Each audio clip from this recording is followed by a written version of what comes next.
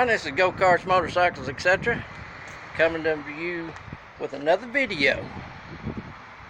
I got everything done, as far as setting the bed. I had to make some brackets, build up the back end, and to level it out I had to call the swag wagon company, the people that manufactures these boxes, and get some ideas what I was doing wrong. So I'll show you what I got done.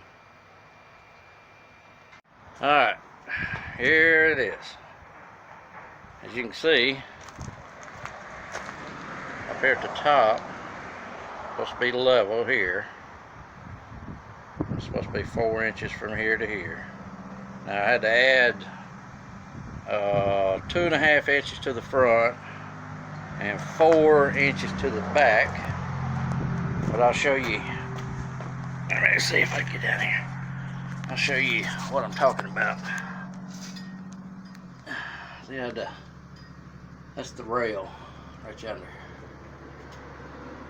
So I had to build 2 brackets just alike on this so that pipe would set in, and then welded everything to the frame. Pretty clean underneath here.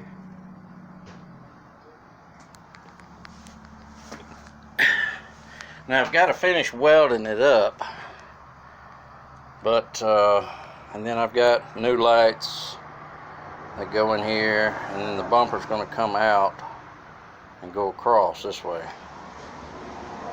But you can lay a level on there, and she is level. I'm pretty proud of myself. It's probably one of the biggest projects I ever took on. I have tore vehicles down to just the frame and rebuilt them back before, but I kept having a problem. He said to make it 2 fingers from the cab, so it's 2 fingers on each side, and you can see the height difference. And then I still got to finish up the inside here. As you can see, still got to put the seats in, finish with the carpet. That's the fiberglass that I used. And then I got some strobe lights. I've got a control box that goes in here. And then I've got a control switch box. It's got fuses in it that you put in all your wires. And then, as you can see right here, door opens up. It's got a screen here. These doors, I gotta be redid, tightened up. As you can see in here, it's got a light in it, and it's got these little holes for air that blows in them. It's my $500 box I got from Kentucky. Now all this, I have to repaint all this, get all these doors level back up. You can see they're out of line.